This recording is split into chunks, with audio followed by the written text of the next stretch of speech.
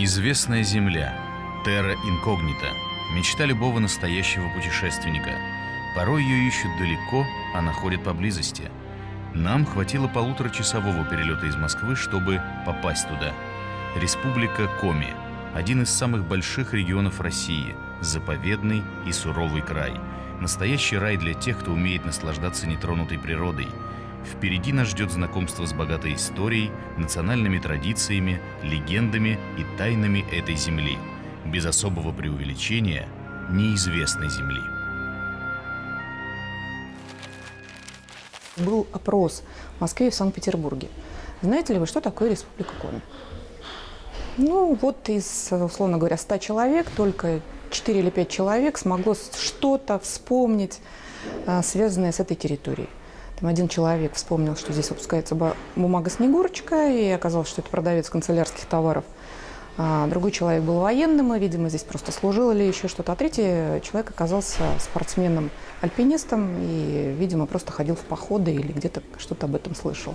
Таким образом, мы зафиксировали ситуацию, что про Коми действительно просто ничего не знают.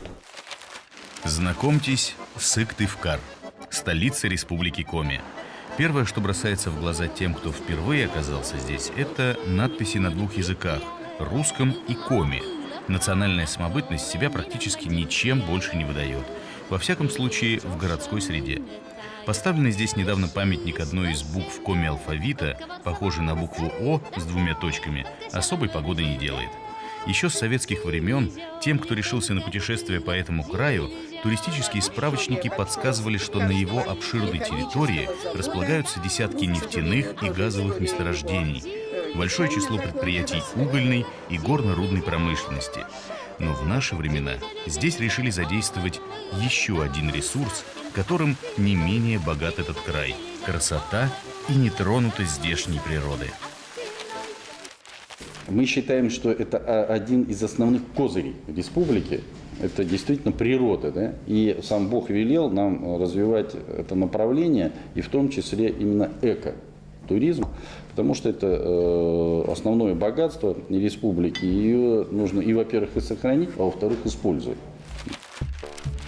Для того, чтобы красоты Республики Коми попали в поле зрения потенциальных туристов и путешественников во всем мире, здесь решили действовать системно. Сыктывкарский экофорум «Ёж», кстати, единственное ежегодное мероприятие у нас в России, посвященное природному туризму, один из серьезных шагов на этом пути. До этого в республике уже была разработана долгосрочная программа по развитию внутреннего туризма до 2020 года, и даже создана специальная корпорация для ее осуществления. Причем официальные лица не побоялись во всеуслышание заявить, что отныне заинтересованы в продвижении своего региона как эко-республики Коми. Мы не случайно проводим этот форум здесь, в Коми, потому что, безусловно, республика обладает богатейшим потенциалом для развития различных видов туризма.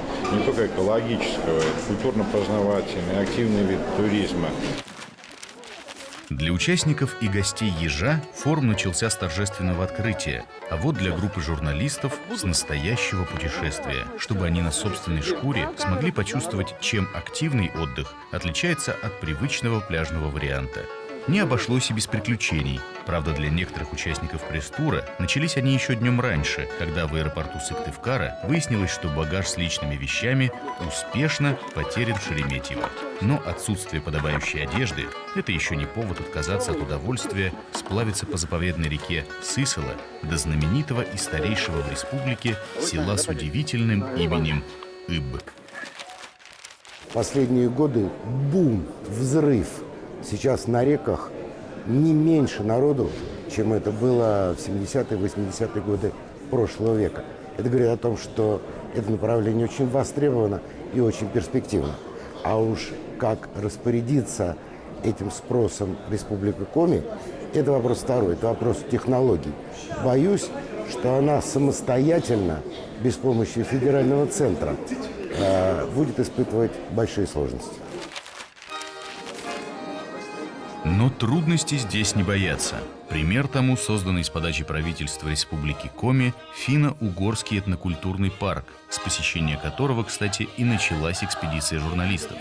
Планируется, что когда работы здесь будут окончательно завершены, то на площади чуть больше 2 квадратных километров разместятся объекты, представляющие культуру не только народностей, населяющих Коми, но и всех входящих в финно-угорскую группу.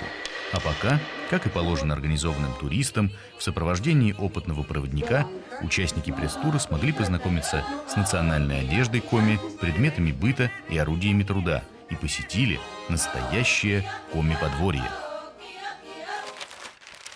Ключевая идея, которая вот сейчас в концепции положена на развитие парка, это представление, ну, такой, как это называется, этнокультурный подиум для всех финно-угорских народов с инфраструктурой для всех событийных мероприятий, для мультимедийных возможностей, для какого-то такого творческого самовыражения.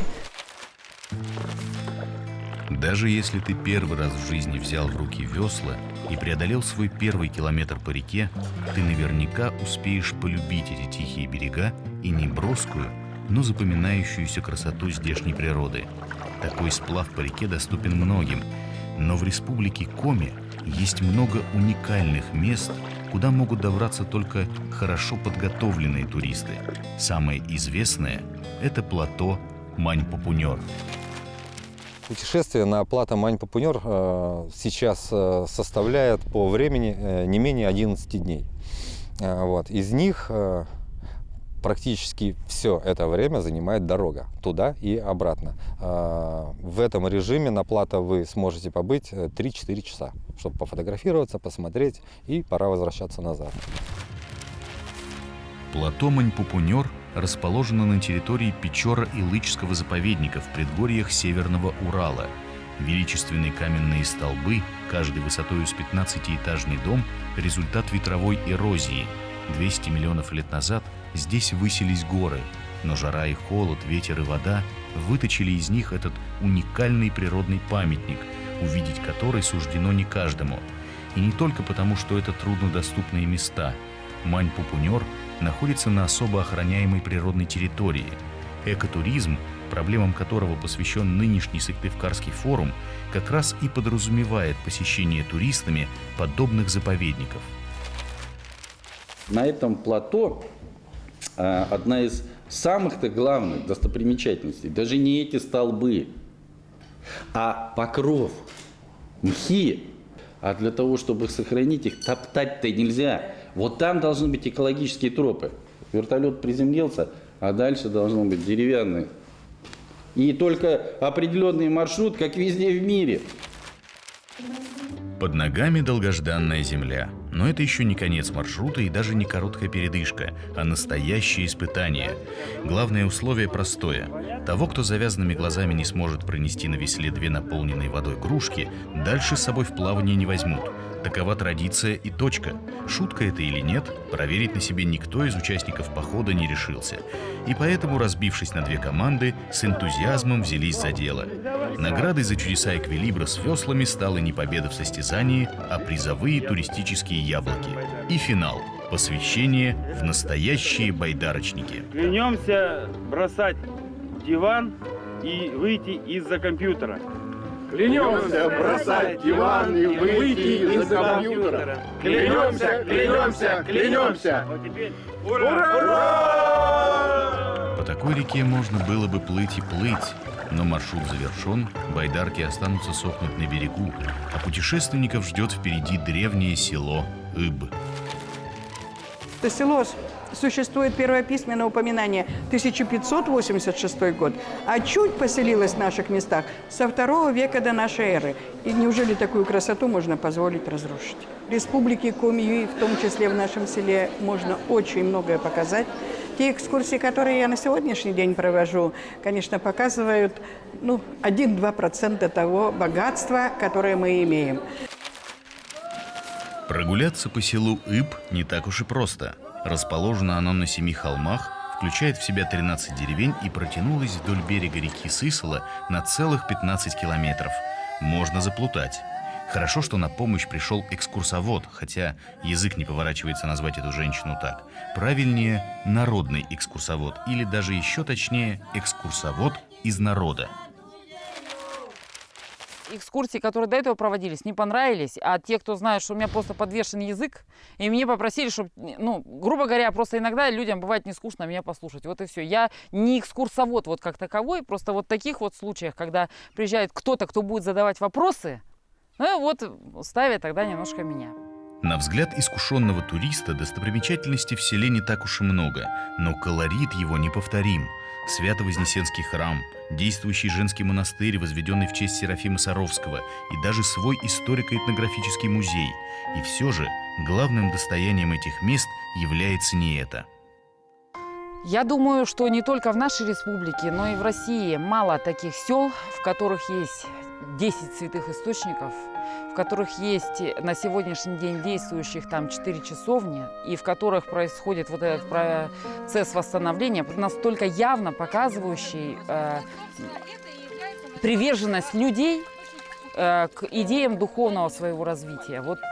Здесь уникальная акватерритория. В окрестностях села когда-то било около 200 ключей. Еще с одной достопримечательностью, причем не только села Иб, но и всей республики Коми, мы познакомились в эколагере «Ёж», первом инфраструктурном объекте, созданном специально для любителей активного отдыха. Шанги. Наверное, самое популярное национальное угощение, с начинкой на все вкусы, с грибами и картошкой, с крупой и брусникой. Готовят их по традиции из ржаной муки и выпекают в настоящей деревенской печи.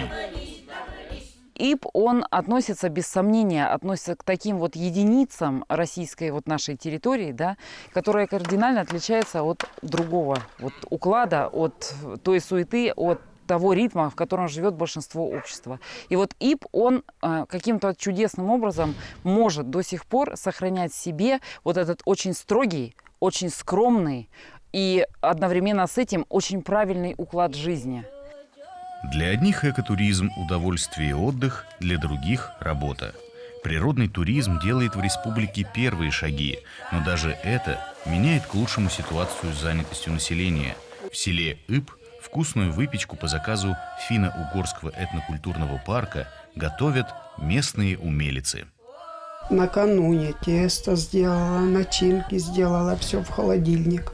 Утром надо, вечером еще перед сном, каждую лепешку надо раскатать ровненько, чтобы все были, чтобы одинаковые. Одному маленький достанется, другому побольше. Нет, не то.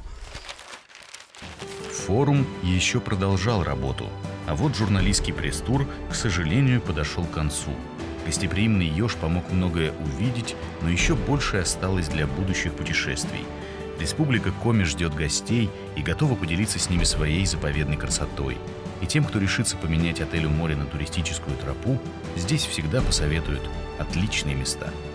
И, конечно, если кто-то устал, если кто-то потерял немножко смысл жизни, допустим, кто-то потерял ощущение свободы, тому, конечно, нужно к нам. Потому что у нас этого всего в избытке.